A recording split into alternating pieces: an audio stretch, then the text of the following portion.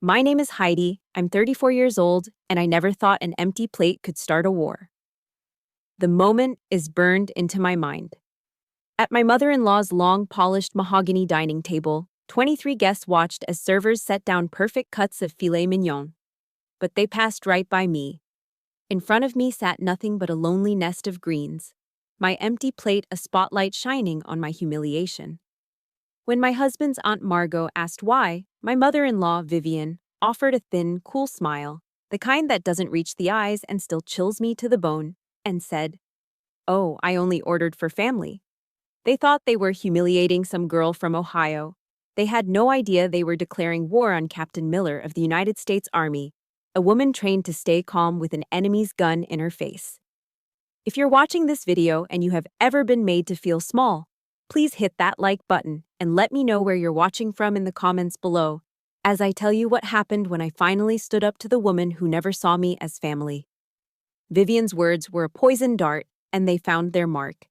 The cheerful sound of sterling silver forks tapping against bone, china died instantly. The warm, inviting scent of rosemary and garlic from the filet mignon suddenly felt heavy and suffocating in the dead air. It was a complete, crushing silence. The kind that's so thick you feel it pressing in on you. I could feel 23 pairs of eyes turn to me, a collective stare that felt like a physical touch. They weren't looking with compassion. It was a morbid, fascinated curiosity. The way drivers slow down to gawk at an accident on the side of the road. I was the spectacle. My first instinct was to look for my husband, Derek, the man who stood with me on a sun-drenched afternoon and promised to be my partner, my defender, my family. He wouldn't meet my gaze. He was staring down at his plate with a focus so intense you'd think he was trying to solve a complex puzzle. His face was flushed a deep, embarrassed red that crept up from his collar, and his hand, clutching his fork, had a slight but noticeable tremor. He prodded a single, slender spear of asparagus, pushing it from one side of his plate to the other, as if its journey was the only thing in the world that mattered. His silence was a betrayal far deeper than Vivian's cruelty. It was a public verdict. In front of his entire family and their influential friends, he was telling me, without saying a word, that he had chosen his side. And it wasn't with me. In that moment, watching him torment that poor piece of asparagus, I felt the lifeblood of our marriage drain away, soaking invisibly into the pristine Italian linen tablecloth. Just when I thought the silence would break me, a single voice cut through it. "Heidi, dear, please, have mine. I find I'm not very hungry tonight." It was Aunt Margot, his father's younger sister. She was a woman with kind, crinkling eyes and a warmth that felt entirely out of place in this cold, polished room. With a quiet grace, she slid her plate, the perfect medium-rare steak still sizzling slightly, across the polished mahogany towards me. Vivian's head whipped around, her eyes locking onto Margot. The look she gave her was a weapon, sharp and cold. "Margot," she said, her voice a low, dangerous purr that was meant to be heard by everyone. "Don't spoil the evening." But Margot's small rebellion had already done its work. Her simple act of kindness was a flare in the darkness, a signal that reminded me of a truth I'd nearly forgotten in my isolation. I wasn't entirely alone. That single gesture gave me the strength to pull myself back from the edge. Something inside me clicked into place. The searing pain that had been rising in my chest, the kind that usually dissolves into hot, helpless tears, didn't break. It solidified. It cooled and hardened into something dense and unyielding, like steel. In that instant, the accommodating daughter-in-law, the girl from Ohio so desperate for their approval, simply ceased to exist. Captain Miller of the U.S. Army took her place. The years of training I'd tried so hard to suppress in this world of passive aggression and unspoken social codes came roaring to the surface. My mind, which had been a whirlwind of hurt and humiliation, became sharp and clear. I started running through the OIDA loop, a combat doctrine drilled into us at Fort Bragg. Observe, orient, decide, act. Observe. The environment is a hostile dinner party in Greenwich, Connecticut. The opposing commander, Vivian, has launched a direct psychological assault. My primary ally, my husband, has abdicated his role and failed to provide support. The mission objective of the opposition is my public humiliation and forced surrender. Orient. The enemy's greatest weakness is her arrogance. She sees me as an emotional, unsophisticated outsider. She expects a scene, tears, yelling, a dramatic exit. My greatest asset is my discipline, an element she hasn't factored into her calculations. My composure is a weapon she won't see coming. Decide. I will not engage the enemy on her chosen ground. I will not give her the satisfaction of the emotional reaction she craves. This is a strategic withdrawal, not a defeat. I will disengage, regroup, and select a new time and place for the counter-assault, one of my own choosing. Act. I drew a slow, deliberate breath, holding it for a count of 4, just like we were taught to do before rifle qualification. It steadied my hands. I reached for the heavy crystal water glass, its faceted surface cool against my skin. I took a small, controlled sip. Then I lifted my chin and looked directly across the table, my eyes locking with Vivian Harrington's. And then I smiled. It wasn't a real smile. It was a carefully constructed expression, a calm, measured curve of the lips that held no warmth at all. It was the smile of a strategist, not a victim. "That's quite all right," I said, my voice steady and clear, projecting easily across the silent room. "I'm on a new diet. Thank you for being so considerate, Vivian." I saw the flicker of confusion in her eyes. The triumphant smirk on her face faltered, replaced by a subtle tightening around her mouth. She had prepared her battlefield for a hysterical woman, not a calm soldier. My refusal to play my assigned part had thrown her off balance.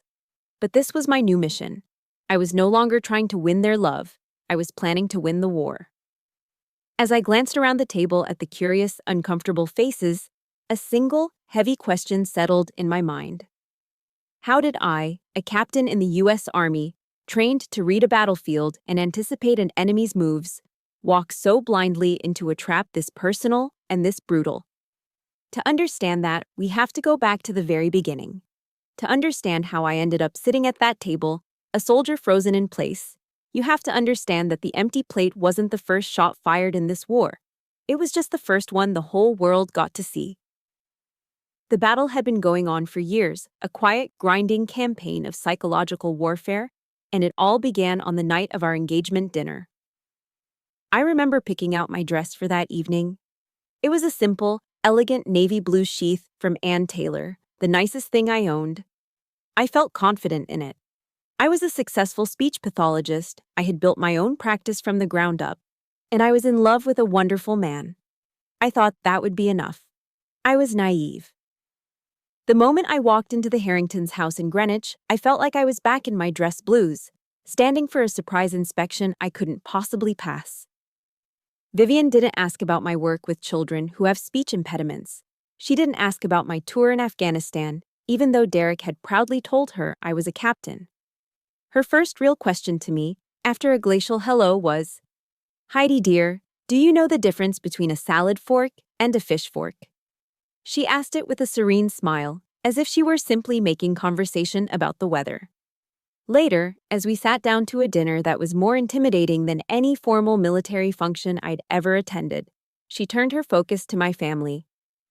"And where did you say you grew up, dear?" "Ohio," I said, my voice steady. "Just outside of Cleveland." "Oh, lovely," she replied, though her tone suggested it was anything but. "And your parents, what do they do?" "My dad was a delivery truck driver for 30 years, I said, a wave of pride washing over me. "And my mom was a secretary at an elementary school." Vivian's smile widened, but it never reached her eyes. She placed her hand on Derek's arm. "How sweet," she murmured, loud enough for the whole table to hear. Derek has always had such a soft spot for the less fortunate. Derek gave a short, awkward laugh, and the conversation moved on. But I sat there, feeling the heat rise in my cheeks, suddenly feeling less like a fiancé and more like my son's latest charity project. That night, I was also formally introduced to the ghost who would haunt our marriage, Julia. Art gallery director, senator's daughter. Perfect. Vivian never missed an opportunity to conjure her. When I'd show up to a family brunch with my hair pulled back in a neat, practical bun, a habit from my time in the service, Vivian would sigh wistfully.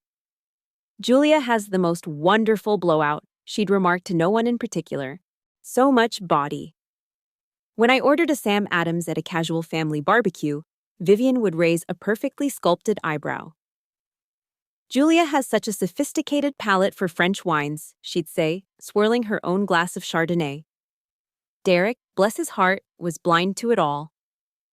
Mom doesn't mean anything by it, he'd insist later, when I'd gently try to explain how it made me feel. That's just how she is. Give her time, she'll grow to love you. But I knew better.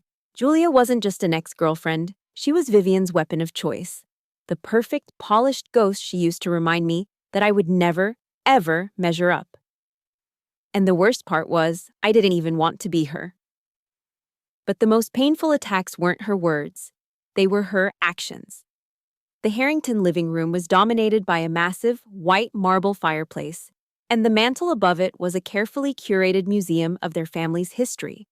There were photos of Derek's christening, his graduation from Yale, his father's business achievements, his sister's wedding. Every major milestone was there, framed in ornate silver. But our wedding photo was conspicuously absent.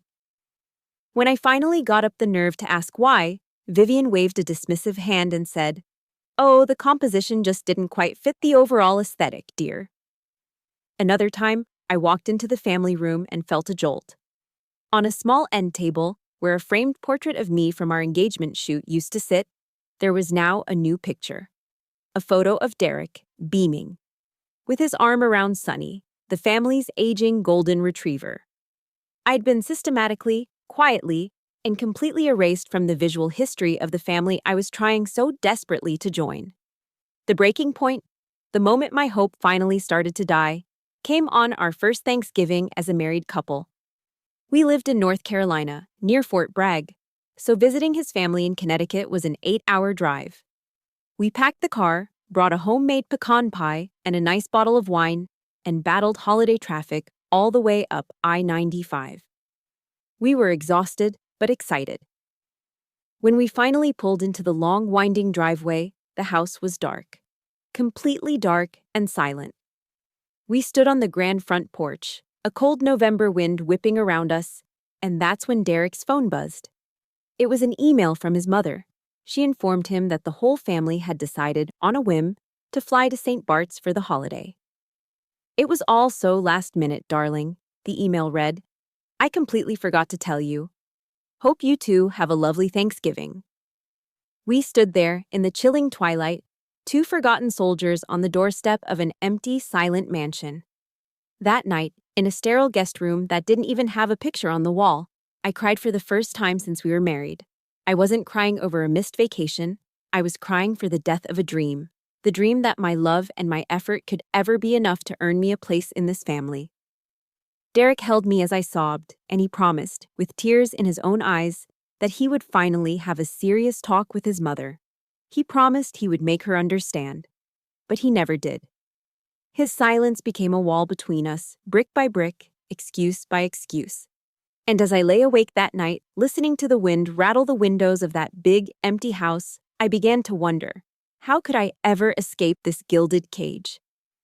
The weeks following that disastrous Thanksgiving bled into a gray, monotonous winter. I found myself retreating, building emotional fortifications around myself. The weekend trips to Connecticut became less frequent, citing work or exhaustion as an excuse. I was seriously considering putting in a request for a transfer, maybe to a base in Germany, or even Korea. Anything to put an ocean between myself and the suffocating chill of the Harrington family. I felt adrift, my sense of self slowly being eroded by 1,000 tiny cuts. Then, one Tuesday afternoon, it arrived. Tucked in with the usual junk mail and bills was a crisp, cream-colored envelope. In the top left corner, embossed in navy blue ink, was the official seal of the Department of Defense. My heart hammered against my ribs. An official DoD envelope usually meant one thing: deployment orders. I carried it inside, my hands slightly trembling, and sat down at our small kitchen table before carefully slitting it open. But it wasn't orders. It was an invitation. My eyes scanned the formal, typewritten words, my brain struggling to process what I was reading. I had been selected. Out of a pool of hundreds of highly qualified officers, I had been chosen to be a keynote speaker at the annual Defense Leadership Conference in Washington, D.C. They had read an after-action report I had co-authored on strategic operations and wanted me to speak on the topic: Strategy and Compassion, the Modern Female Leader on the Battlefield. It was an unbelievable honor. This wasn't some minor workshop. This was one of the most prestigious events of the year, attended by the military's top brass. It was a level of professional recognition I had only dreamed of. I didn't tell Derek right away. I needed a moment to let this victory be entirely my own. This joy felt too pure, too personal, to risk having it tainted by the complex filter of his family. I sat there in the quiet of our small apartment, the late afternoon sun streaming through the window, and I read the letter again and again. The heavy official paper felt solid and real in my hands. For the first time in a long time, I wasn't Derek's unsuitable wife. I wasn't Vivian's charity case. I was Captain Heidi Miller, a respected expert in my field. A forgotten strength began to rise up from deep within me, a sense of purpose that had been dormant for too long. This was my world. This was the world where your value was measured by your merit, your skill, and your contributions, not by the last name on your family tree. In that moment, I remembered the words of General Ann Dunwoody, the first woman to achieve a 4-star rank in the U.S. military. Your career is not defined by what others think of you, but by what you contribute. When I finally told Derek that evening, he was genuinely thrilled for me. His face lit up, and he wrapped me in a huge hug, lifting me off the floor. "Heidi, this is incredible," he said, his voice full of pride. "I knew you were amazing." His sincerity was a balm on my weary soul, a reminder of the man I'd fallen in love with. But even as I hugged him back, a small, cautious part of me held back. Was this pride strong enough to withstand the chilling judgment of his mother? Later that night, I overheard him on the phone, excitedly telling his parents the news. My heart warmed as I listened until I heard his tone shift, becoming more casual, more dismissive. "Yeah, it's in D.C. Yes, the Pentagon is involved. I'm not totally sure. It's some kind of conference or something." Some kind of conference or something. He'd done it again. Unconsciously, almost certainly without malice, he had downplayed my achievement. He had taken a national honor, a career-defining moment, and reduced it to a vague, unimportant something to make it more palatable for his parents. The familiar sting of disappointment was sharp and unwelcome. And that's when I made my decision. I went back to the letter, my mind now clear and focused. My eyes landed on the second page, the itinerary. It detailed a private black-tie reception and dinner on the final night, exclusively for speakers and distinguished guests. The guest list included several prominent U.S. senators and a handful of high-ranking generals. It was an opportunity to network with some of the most influential leaders in the country. I folded the letter carefully. I would not mention this dinner to the Harringtons. I would tell them only about the speech. This would be my test, a secret test. Would they value my accomplishment enough to make the trip, to sit in an auditorium and listen to me speak about something I was passionate and knowledgeable about? Or would they dismiss it, just as Derek had, as some trivial event not worth their precious time? I would hold this detail, my ace in the hole, close to my vest. I know I can't be the one who's been in a situation like this, where you have to set a secret test for the people who are supposed to be on your team. If you're with me on this and you believe I'm doing the right thing, hit that like button to show your support and type the word "test" in the comments below. Let me know I'm not alone in this. I needed to know, once and for all, if there was any genuine respect for me in that family. Or if I would forever just be the girl from Ohio. I had to know what I was really fighting for. 2 weeks before the conference, I put my plan into motion. I waited until mid-morning on a Tuesday, a time I knew Vivian would be between her tennis lesson and her garden club meeting. I took a deep breath, dialed her number, and put on the most pleasant professional voice I could muster. "Hi, Vivian, it's Heidi," I began. I'm calling to formally invite you and Richard to my presentation in Washington, D.C. on the 15th. It would be such an honor to have family there. There was a distinct pause on the other end of the line. I could hear the faint, crisp rustle of paper like she was flipping through a thick, leather-bound calendar. The 15th, you say? She asked, her voice laced with a cool indifference.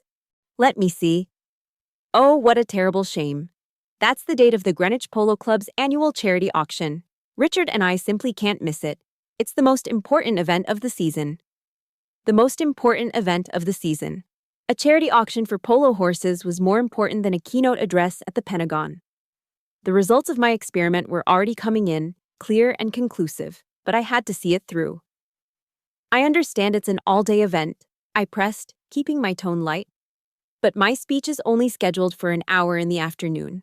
Perhaps you could fly down for that and still be back in time for the evening festivities.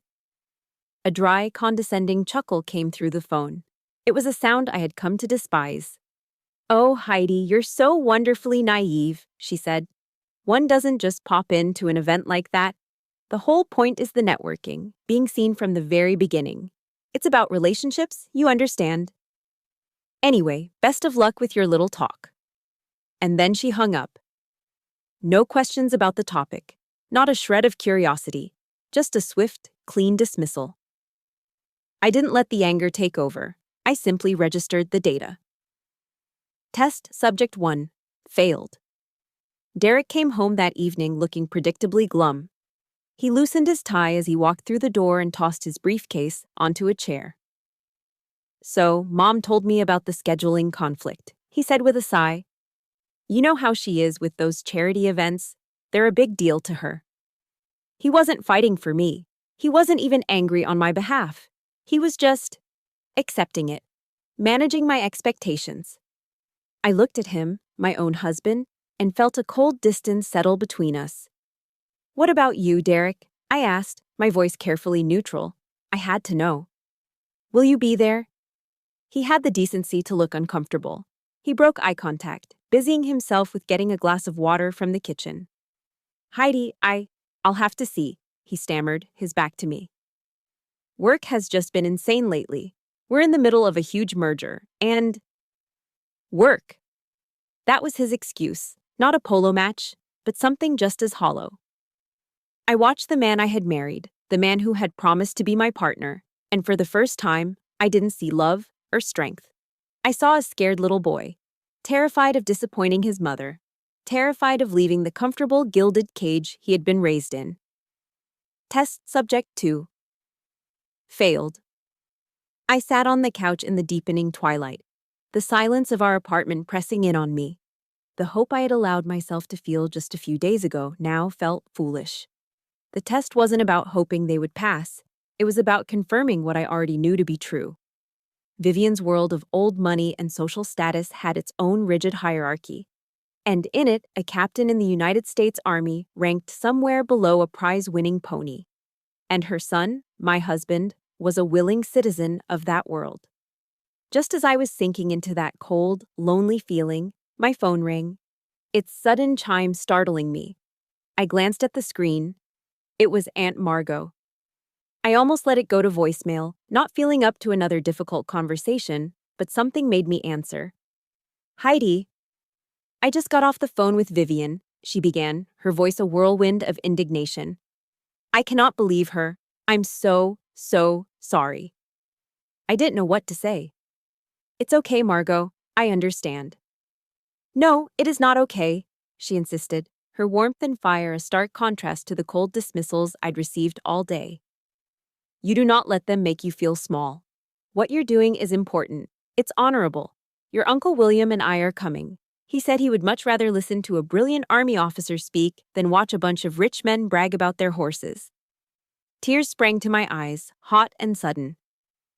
And Heidi, she added, her voice softening. I've already booked the flights. We'll be in the front row. That's when I broke. The tears weren't for the pain of Vivian's rejection or Derek's cowardice. They were tears of overwhelming, gut-wrenching gratitude. In the middle of my carefully constructed experiment, an unexpected variable had emerged. a piece of data I hadn't accounted for. My little drama was over. The results were in.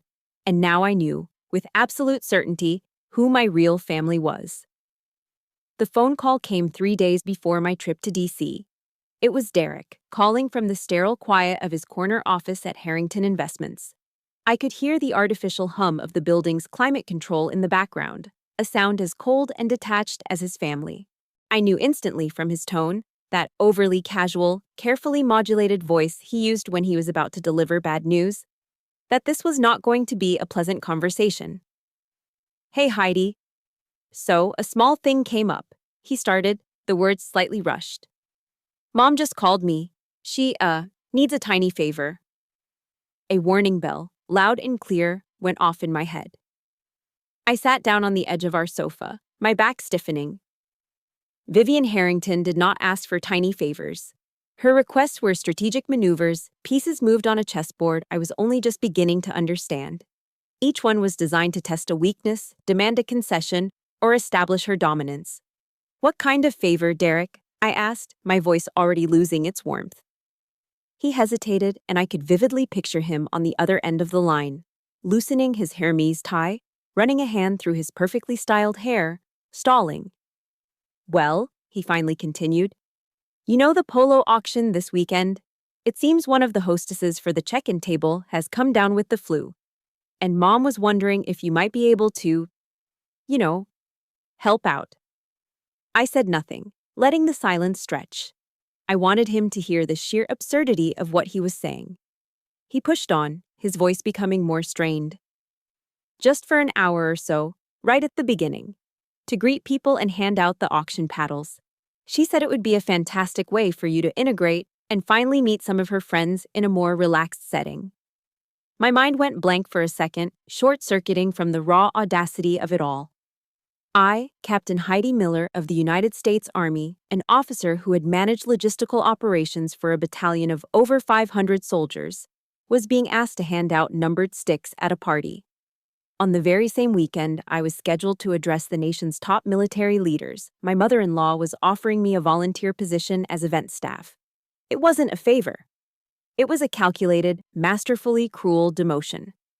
It was Vivian's way of broadcasting a message loud and clear. In my world, your world does not exist. Your rank, your career, your service, your entire identity is a quaint little hobby. Here, you are nothing more than the help. "What?" I said, my voice dangerously quiet. "Did you say to her?" He faltered, and his voice dropped to a shameful mumble. I said I would ask you." He hadn't defended me. He hadn't told his mother how outrageously insulting her suggestion was. He hadn't felt that immediate, instinctive need to protect his wife's honor. He had simply accepted the mission from his commanding officer and relayed the message, becoming a willing accomplice in my humiliation. That was it. The final microscopic thread of hope I had that he might one day become his own man, my man, just dissolved. That evening, I walked into our apartment, my mind a storm of cold fury. I dropped my keys on the small entryway table and walked toward the bedroom, and that's when I saw it. I stopped dead in the hallway. The blood in my veins, which had been simmering all afternoon, began to boil. There, hanging from the polished brass hook on our bedroom closet door, was the evidence of Vivian's final, unforgivable declaration of war. She had sent over the uniform for the polo event, delivered by courier. It consisted of a flimsy, starched white apron that looked like it belonged in a 1950s diner, and a cheap, shiny black clip-on bow tie. And where, precisely, had this insulting costume been placed? Right next to my Army service uniform. My dress blues. The two uniforms hung side by side in the soft evening light, a diabolical and deeply symbolic display. On the right, the cheap, disposable costume of a servant, and on the left, the embodiment of my entire adult life. My dress blues weren't just fabric and thread, they were a living testament. The deep, midnight blue of the jacket represented the honor of the institution. The sky blue trousers, the legacy of the cavalry. Every gleaming brass button, every sharply pressed crease, Every colorful ribbon neatly arranged on my chest told a story of years of service, of deployments, of commendations, of sacrifices made in places Vivian couldn't even imagine. This was the uniform I had earned with my own sweat, my own blood, my own tears. It was the uniform I planned to wear with immense pride at the awards reception in Washington, D.C. It represented the very best of who I was. And Vivian had hung her cheap insult right beside it. She had, with this single contemptuous act, placed her opinion of me on the same level as my honor. It was a gesture so profoundly dismissive, so utterly disrespectful, it felt like a physical blow. I stood there for a long time, just staring at the two garments. One, a symbol of everything I had fought to become.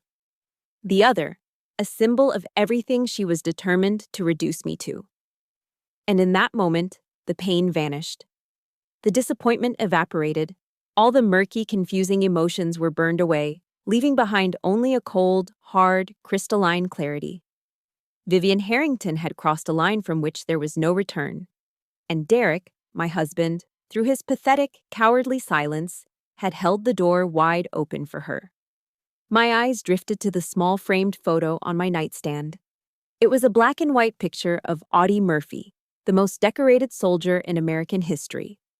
A sharecropper's son from Texas, small and unassuming, who became a giant through sheer grit and courage.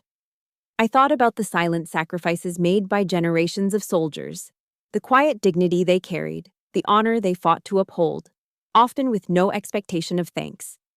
Vivian hadn't just insulted me, she had spat on that entire legacy. The time for silence was over. The time for keeping the peace was over. To remain passive now would be an act of complicity in my own desecration. It would be a betrayal of every man and woman who had ever worn the uniform that now hung, dishonored, on my closet door. I walked over to the bed and picked up my phone. My thumb hovered over Derek's name in my contacts list, but I scrolled right past it. My first call was to a number I'd saved in my phone months ago, under the innocuous heading, Hartford Legal. A small contingency plan I'd hoped I would never need. The second call was to Aunt Margot. Uncle William answered, his voice booming with warmth. "Heidi, we were just talking about you. We're so excited to see you in D.C. "I'm looking forward to it too, William," I said, my voice as steady and calm as a drill sergeant's on parade. "But there's been a slight change of plans. I need the two of you to meet me in Washington a day earlier than we discussed. There's something we need to prepare for." "Of course, anything you need. What's going on?" I took one last look at the two uniforms hanging on the door. "I have a speech to give," I said. "And then, right after, I have a battle to win." Standing on that brightly lit stage, in my immaculate dress blues, I looked out over a sea of decorated uniforms and sharp business suits. My eyes found Aunt Margot and Uncle William in the front row. Margot was beaming, her eyes glistening with proud tears, and William was sitting ramrod straight, looking more like a general than a retired accountant. Their presence was a silent, powerful source of strength. I delivered my speech. But as I spoke about military strategy, about finding strength in adversity, about the unbreakable bonds of loyalty forged in the most difficult circumstances, I wasn't just talking to the audience of leaders in front of me. I was talking to myself. Every word I spoke was infused with the private pain and newfound resolve forged in the crucible of the Harrington family. It was more than a speech. It was a reclamation of my own voice, my own power, my own honor. When I finished, the applause was thunderous. The entire auditorium rose to its feet in a standing ovation. As I walked off the stage, a 4-star general, a man whose face I'd only ever seen on the news, shook my hand firmly. "Captain," he said, his eyes meeting mine with profound respect. That was one of the most inspiring and articulate presentations I've ever had the privilege of hearing. In that moment, under the warm glow of genuine admiration, I felt a powerful reminder of exactly who I was and what I was capable of. The insecure girl from Ohio was gone for good. But there was no time to celebrate. The first phase of the operation was complete, but the main event was still to come. While others headed for the cocktail reception, I took a taxi directly to the Willard Hotel, one of the most historic and powerful addresses in Washington, D.C. I had booked the presidential suite for our meeting, not for the luxury, but for the symbolism. This battle would be fought on neutral ground, in a space that radiated power, a space that was entirely my own. When I arrived, my war council was already assembled. Aunt Margot and Uncle William sat on one of the plush sofas, and at the head of the long conference table sat my lawyer, Ms. Evelyn Davis. Ms. Davis was a formidable woman in her late 50s with sharp eyes and a no-nonsense demeanor that came from her years as a top prosecutor in the Army's Judge Advocate General's Corps. She was exactly the ally I needed. In front of her on the polished wood table was a thick, 3-ring binder I had sent her the week before. "This is everything," I said, my voice calm and steady as I took my seat. "Every condescending email, every passive-aggressive text message, and a detailed journal of every incident for the past 3 years. It's all in there." Ms. Davis gave a single, sharp nod, her expression unreadable. "It's more than enough, Captain," she said, her voice crisp and professional. "What we have here is a clear and systematic pattern of behavior." Uncle William looked at the binder, his face etched with a deep, personal pain. "I'm sorry, Heidi," he said, his voice thick with emotion. "I should have spoken up sooner. I saw what was happening, but I stayed quiet. I let my brother and his wife—" I reached across the table and placed my hand on his. "It's not too late to speak up now, William," I said gently. "But I'm going to need your help to make this work." The plan was simple, relying on one of the core principles of war we are taught at West Point: surprise. We would use our enemy's own arrogance and assumptions against them. I would be the one to call Derek. I would tell him that an urgent family matter had arisen that required an immediate meeting in D.C. I would be deliberately vague, but would use one specific, irresistible word: legacy. I would tell him the matter directly concerned the Harrington family legacy. I knew Vivian would hear that word and be on the next flight, unable to resist the lure of protecting what she valued most. Phase 2 of the plan required Uncle William. He would call his older brother, my father-in-law, a few minutes after my call to Derek. He wouldn't reveal any details, but he would confirm the gravity of the situation, adding a layer of pressure that would ensure their attendance. The trap was set. The bait was their own greed, their own pride, and their unshakable belief in their own superiority. It worked perfectly. Derek called me back less than 10 minutes after I had left him a message, his voice a mixture of annoyance and anxious curiosity. "Heidi, what the hell is going on?" he demanded. "Uncle William just called Dad and was talking in circles about some serious family issue. Everyone is freaking out." I kept my voice cool and controlled, the same tone I would use on a radio during a tense field exercise. "I can't discuss it over the phone, Derek. It needs to be handled in person. The presidential suite at the Willard Hotel, 10 a.m. tomorrow. All 3 of you need to be here." I knew exactly what they would be thinking. Vivian would assume I'd gotten myself into some kind of trouble, perhaps a financial mess, and was coming to them to beg for a bailout. They would be preparing their lectures, their condescending offers of help. They would walk into that suite tomorrow morning, fully expecting to be in charge, to hold all the cards, to put the little girl from Ohio back in her place once and for all. They would be smug. They would be arrogant. They would be utterly, completely unprepared. They had no idea they weren't coming to a rescue mission. They were walking, willingly and blindly, straight into a perfectly planned ambush. At precisely 10 a.m., the door to the presidential suite opened. Vivian swept in first, dressed in a Chanel suit the color of champagne, her expression a perfect mask of bored irritation. My father-in-law, Richard, followed her, looking uneasy and out of place, his usual corporate confidence completely absent. Derek was last, trailing behind them like a remorseful child. He wouldn't look at me. Vivian's gaze swept across the opulent room, the soaring ceilings, the antique furniture, the panoramic view of the Washington Monument, before landing on me and Ms. Davis, who sat silently at the head of the conference table. A smirk played on Vivian's lips. "Well, this is impressive," she said, her voice dripping with sarcasm as she took a seat opposite us. "What's all this about, Heidi?" Did you decide to sue us because you didn't care for your salad? Richard shifted uncomfortably in his chair. Derek stared intently at the polished surface of the table, his reflection staring back at him.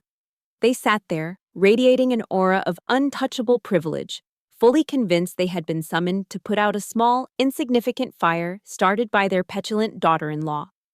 Ms. Davis let the silence hang for a moment before she spoke, her voice as sharp and precise as a surgeon's scalpel. Good morning, Mr. and Mrs. Harrington. Derek. We are here today to discuss what the legal profession refers to as a systematic pattern of behavior, designed to inflict emotional and psychological distress upon my client, Captain Miller. Vivian actually laughed. It was a short, barking sound, utterly devoid of humor. A systematic pattern? Or is it more likely that this girl is just a little too sensitive for her own good? Ms. Davis didn't flinch. Her expression remained as neutral as granite. Let's review the facts, shall we? She said, gesturing to a small digital recorder on the table.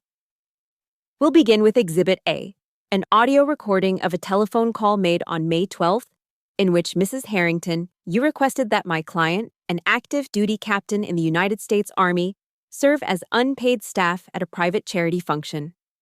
She pressed a button. Vivian's own cool, condescending voice filled the silent room, suggesting I could lend a hand at the check-in table. The smug smirk on the real Vivian's face vanished, instantly replaced by a flash of fury.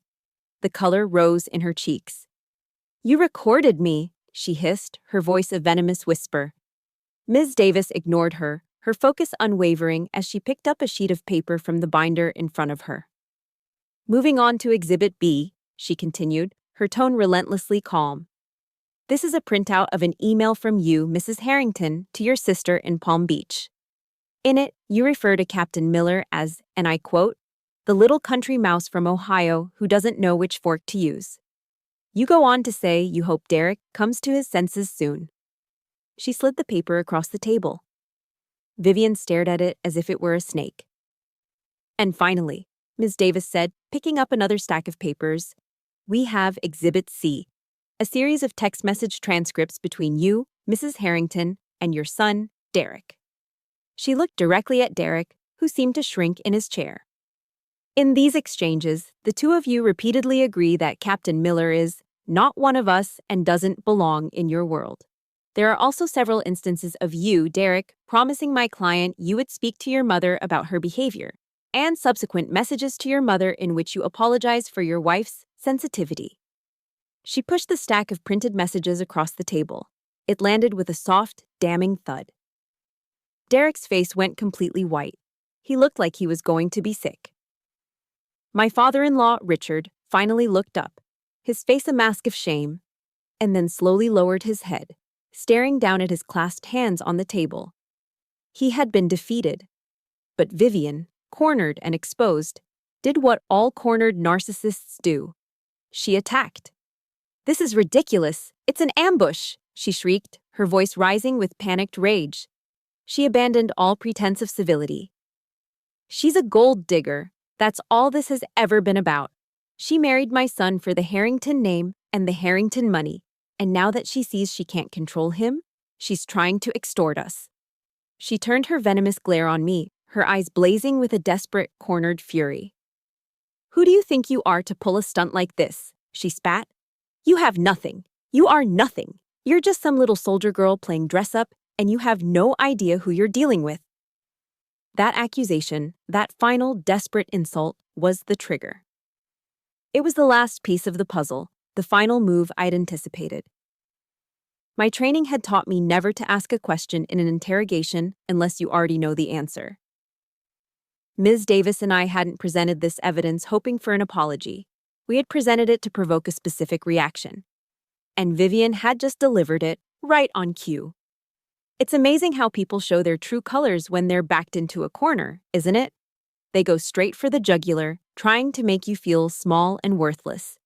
If you know exactly what that feels like, hit the like button. And if you believe that a person's worth is defined by their character, not their bank account, type worthy in the comments below. I looked at Vivian, her face twisted in a mask of ugly rage, and I felt nothing but a cold, clear sense of purpose. It was time to end this. It was time for the final blow. Faced with Vivian's final, desperate accusation, "You're just a gold digger. You have nothing." I didn't feel a surge of anger. I didn't feel the need to defend myself. Instead, looking at her face, contorted with a venomous rage born from pure panic, I felt a strange, chilling sense of pity. She was wielding the only weapon she had ever known, the assumption that everyone was motivated by money and status, and she had no idea it was about to backfire spectacularly. I gave a slow, deliberate nod to my lawyer, Ms. Davis. It was time.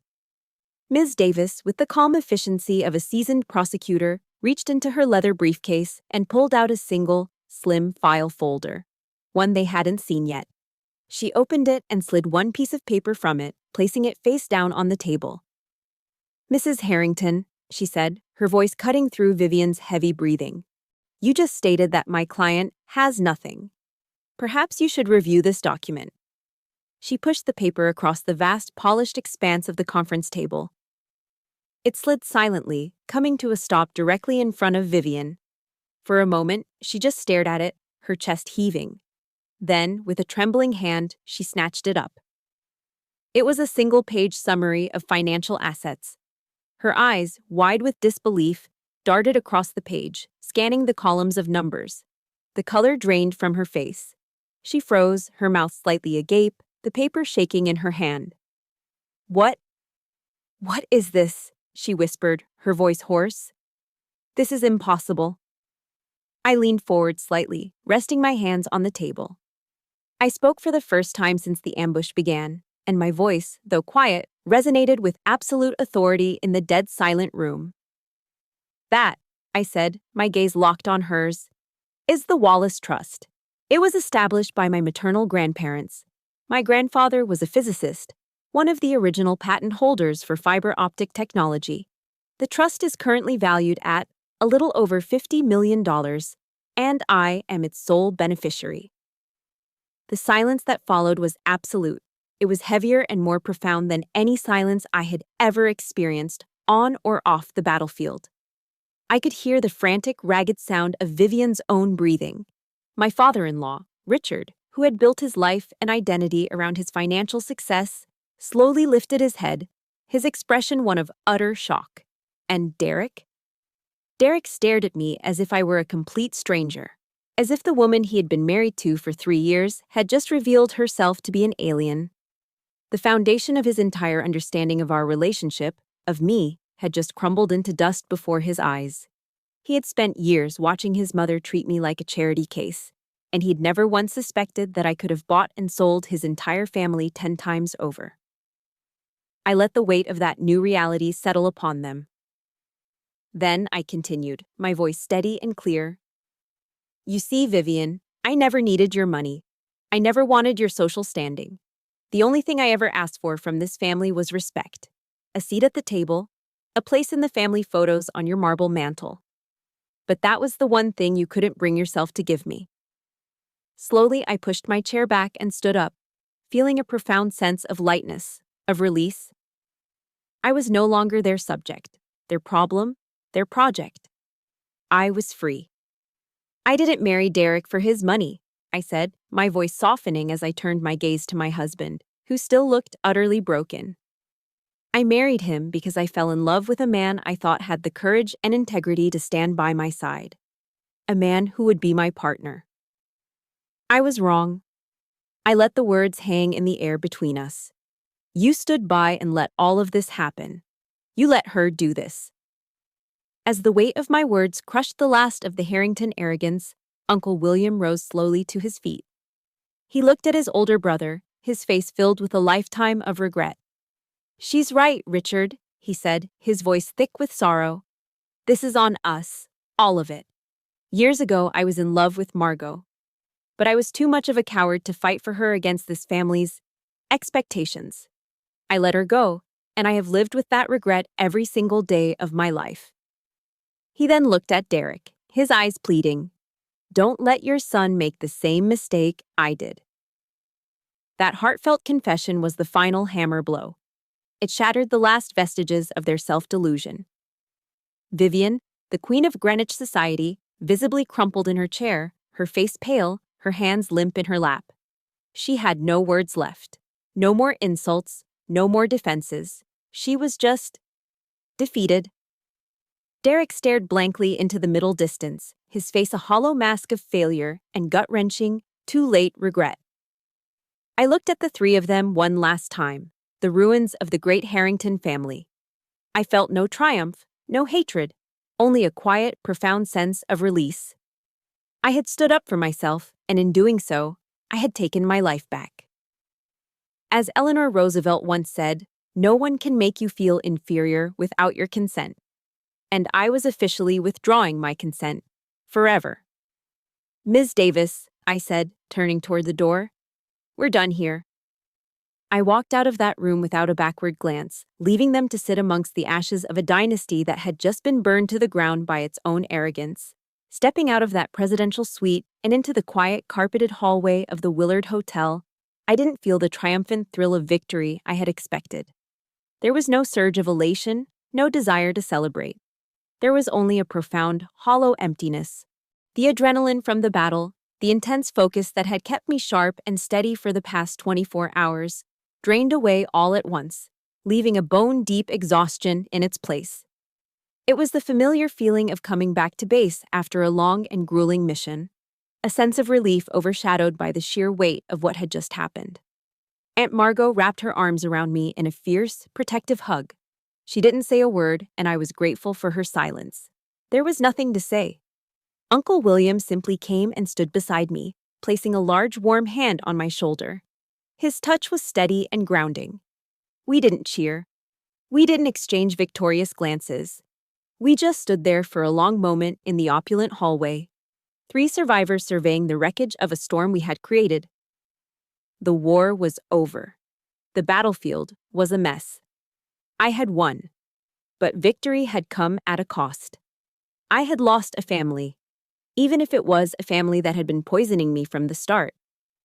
It was Margot who finally suggested we get some air. We left the gilded cage of the hotel and walked out into the cool, gray afternoon of Washington, D.C. The sky was overcast, the air heavy with the promise of rain, and it perfectly matched my mood.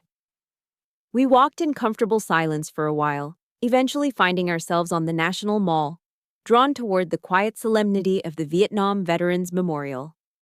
We walked slowly alongside the polished black granite wall, its surface reflecting the cloudy sky and our own tired faces. The sheer number of names etched into the stone was overwhelming, a silent testament to battles fought and sacrifices made. "I am so proud of you, Heidi," Uncle William said finally, his voice thick and raspy. He stopped and looked at me, his eyes filled with a sad, profound respect. "You did today what I never had the courage to do. You fought for who you are." Margot squeezed my hand, her grip warm and strong. "You didn't lose a family today, sweetheart," she said softly. "You just pruned the branches that were killing the tree. Your real family is standing right here." I reached out and traced one of the names carved into the cold stone. I thought about all the silent wars people fight every day, the internal battles for dignity and respect that leave invisible scars. Looking at that wall, a strange and unexpected sense of peace began to settle over me. I had fought my war, and I had survived. Just then, my phone vibrated in my pocket. I pulled it out. The screen read, "Derek." A part of me wanted to ignore it, to let the call go to voicemail and disappear from his life forever. But another part, the part that needed closure, compelled me to answer. I took a deep breath and swiped the screen. "Heidi." His voice was shattered, broken into 1,000 pieces. It was the voice of a man who had lost everything and knew it. "Heidi, I am so sorry. Oh God, I am so sorry. I was blind. I was a coward." He started to cry then. Not quiet, dignified tears, but ragged, wrenching sobs that tore through the phone. It was the sound of a hollow man, a man whose entire world had been built on a foundation of lies and who was now standing in the rubble. I listened. I didn't interrupt. I didn't offer comfort, but I didn't offer anger either. The rage had burned itself out, leaving only a deep, profound sadness in its wake. This was the man I had loved, the man I had built a life with, and he was a stranger to me now. "Can you give me a chance?" he begged, his voice choked with desperation. "Just one chance to make it right? I'll do anything. We can go to counseling, therapy, anything you want. I'll change. I swear I'll change." I took a long, slow breath, my eyes focused on my own reflection in the polished black wall. I saw a woman I hadn't seen in a long time, a woman who looked tired, yes, but also strong, resolute, free. I was finally listening to my own voice, the one that had been silenced for so long, the voice of self-respect I had fought so hard to win back. "Derek," I said, and I was surprised by how steady and clear my voice was. "I don't know what the future holds. I honestly don't. I wasn't trying to be cruel, I was just being honest. But what I do know, right now, is that I need space. I need time to just be me again. Not the person your mother wanted me to be, not even the person you wanted me to be, just me." I wasn't slamming the door on our marriage, but I wasn't leaving it open either. I was taking back control of the threshold. "Goodbye, Derek," I said softly. And then I ended the call. It wasn't an act of revenge. It wasn't a final twist of the knife. It was an act of self-preservation. It was the first, quiet step on the long road to rebuilding a life. Not on their terms, but on mine. A year has passed since that day in the Willard Hotel. I'm standing in the backyard of my own home now, breathing in the sweet scent of freshly cut grass and blooming hydrangeas. It's not a sprawling mansion in Connecticut. It's a cozy, welcoming colonial house in a quiet suburb of Virginia. Close enough to DC for me to continue my work at the Pentagon, but far enough to feel like a sanctuary. From the porch, I can hear the happy squeals of my 6-month-old daughter, Grace. Aunt Margot is pushing her gently on the wooden swing set, her laughter mingling with the babies, while Uncle William stands nearby, making silly faces. They moved to a smaller house just 10 minutes away a few months ago. They aren't visitors. They're Grandma Margot and Grandpa Will. They are, in every sense of the word, family. Inside, hanging proudly above the fireplace, is a large, beautiful portrait of Grace, right next to a photo from my wedding. A new wedding photo. From the kitchen, I can hear the sizzle of onions and peppers in a hot pan. Derek is in there, wearing a navy blue apron with the words, "The Captain's Chef," embroidered in gold thread. He's making his famous fajitas for our Sunday lunch. Our road back to each other was not easy. It wasn't a Hollywood movie montage where one apology fixed everything. It was 6 long, hard months of intensive therapy, both separately and together. It was countless difficult conversations that stripped away years of denial and painful truths. But he did the work. He learned to finally draw a firm, unshakable boundary with his mother. A few months after our confrontation, he walked away from his high-paying job at the family firm and started his own financial consulting business, building something that was entirely his. He fought to win me back, not with grand promises, but with small, consistent, daily actions. He showed up, he listened, he took responsibility, he proved his loyalty day after day, until I could finally trust him again. He earned his place back at my table. We rarely speak of Vivian. After that day, she and Richard separated. He moved into a quiet condo in Florida and, from what William tells me, seems more at peace than he has been in years. Vivian is still the queen of her castle in Greenwich, but it's an empty kingdom now. Her heirs are gone. Every few weeks, an absurdly expensive and impersonal gift for Grace will arrive from a high-end department store, a cashmere blanket, a Tiffany silver rattle, but she never calls. She never visits. In the end, she won the house, but she lost the home. Her fate doesn't bring me any joy, only a quiet sense of peace that the world in its own way had balanced the scales. Justice had been served. Earlier this year, I used a portion of my inheritance to establish a nonprofit organization, the Wallace Foundation, named for my parents. We provide college scholarships for the children of veterans, helping to give them the same opportunities that my own blue-collar parents sacrificed everything to give me. I've learned that true wealth isn't about having a massive trust fund. It's about what you do with it. It's about building something that will outlast you.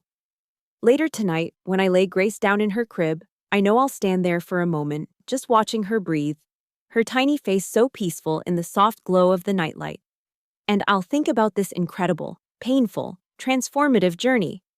For years, I believed my most important battles would be fought on some dusty, faraway battlefield. I was wrong. The most important battle I ever fought was the one for respect in my own home. I've learned that honor isn't just something you wear on a uniform, it's the boundary you refuse to let anyone cross. I've learned that love isn't about silent endurance, it's about active protection. And I've learned, with absolute certainty, that family isn't about the blood you share, but about the people who fight in the trenches alongside you. And you, the person listening to my story right now, are you fighting a battle of your own? Are you sitting at a table where you feel invisible, unheard, or unloved? Please remember this. You are worthy of a seat at the table, always. Thank you for taking this journey with me. My battle for a seat at the table is over, but I know that for many of you, your stories are still being written. This is what our community is all about. Sharing stories of strength, finding our voices, and reminding each other that we are not alone. If my story moved you, please subscribe and turn on notifications. Every week, we share a new journey of someone who found the courage to fight back. I would be honored to read about your own moments of strength in the comments below.